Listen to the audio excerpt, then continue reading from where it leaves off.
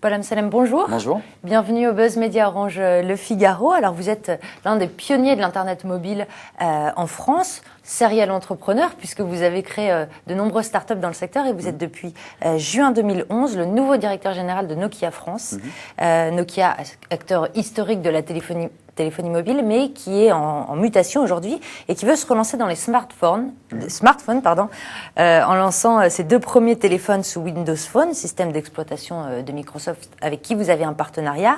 L'objectif, c'est quoi? C'est l'offensive de la dernière chance pour montrer que Nokia est encore crédible dans la téléphonie mobile? Alors, Nokia est crédible dans la téléphonie mobile, oui, ça reste quand même le leader mondial des téléphones mobiles. Il ne faut pas oublier qu'il y a 1 million de téléphones mobiles par jour qui sont vendus par Nokia.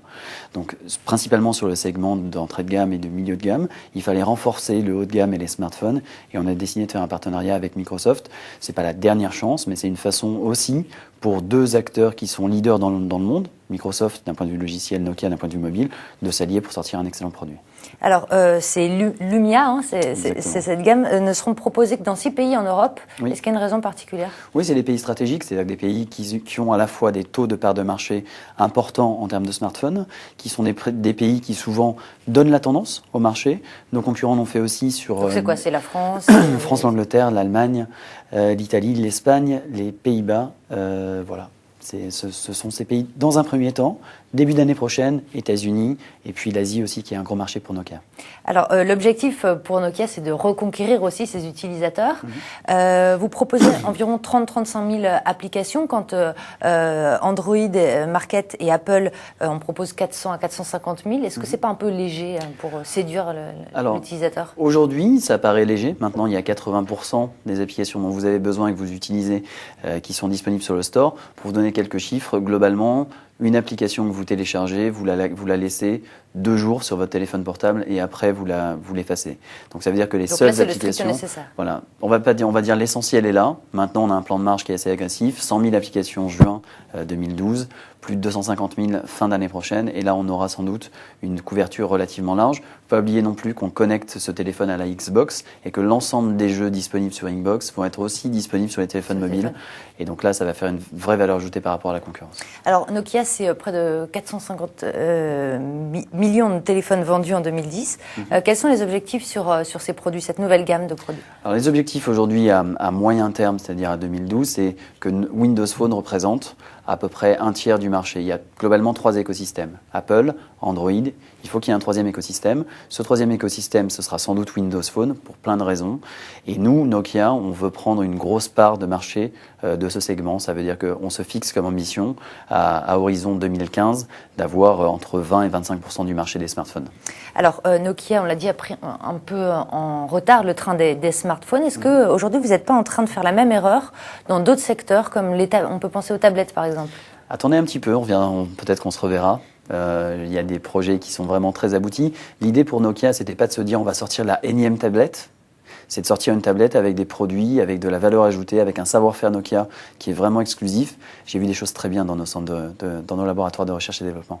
Et justement, le partenariat avec Microsoft pourrait être décliné dans ces... Par exemple. À quelle échéance on peut espérer On espère avoir des choses entre juin et septembre. Très bien. Alors, en avril dernier, Nokia a annoncé qu'il abandonnait Symbian, son système d'exploitation, ainsi qu'un plan de licenciement d'environ 4000 personnes dans le monde. Est-ce que Nokia en France va être touché par ces réorganisations? Alors, je pense que d'abord, Nokia n'a pas dit qu'il allait abandonner Symbian. Nokia a dit que pour le moment, sur le segment haut de gamme, on allait utiliser Windows Phone. Il y a encore des produits, et il y a beaucoup de produits qui vont sortir cette année et l'année prochaine avec Symbian, notamment avec 2 nouvelles versions, une version qui s'appelle Anna, une version qui s'appelle Belle, qui équipe la plupart des terminaux mobiles aujourd'hui de moyenne gamme. Donc, on continue à investir sur Symbian. Après, le plan de réorganisation et d'optimisation va toucher l'ensemble du monde, y compris la France, avec des objectifs, bien sûr, d'optimiser à la fois notre équipe de vente. Il y a 80 personnes aujourd'hui. On peut estimer la réduction des effectifs à combien? Il n'y aura pas forcément de réduction d'effectifs, il y aura de l'optimisation. Il y aura des opportunités pour les gens d'aller travailler chez Nokia à l'étranger, d'aller travailler chez Nokia en Angleterre en particulier et en Irlande. Donc en fonction de l'avancée et des demandes qui nous sont faites, on va optimiser au mieux notre équipe et nos coûts. Très bien. Un dernier mot, Paul Amsellem. Justement, vous le disiez tout à l'heure, Nokia reste le leader mondial de la téléphonie mobile. En France, il est soit deuxième, soit troisième en valeur et en volume. Comment vous expliquez que ce marché, on soit moins fort sur ce marché? D'abord parce qu'on a d'excellents concurrents. Je pense que Samsung et Apple ont fait un excellent travail et il n'y a rien à dire sur ce sujet. Ils travaillent très bien. Nokia n'est pas allé assez vite sur un segment qui est le segment des smartphones, comme on le disait.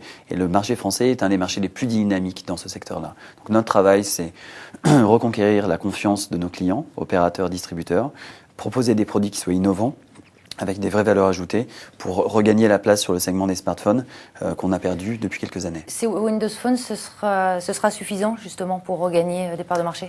Je vous invite à utiliser ce produit qui est là et qui est assez formidable avec une interface qui est assez unique. Je pense que c'est largement suffisant. Très bien. Paul Amsellem, merci. Merci beaucoup. Et à demain pour un nouvel invité. Passez une bonne journée.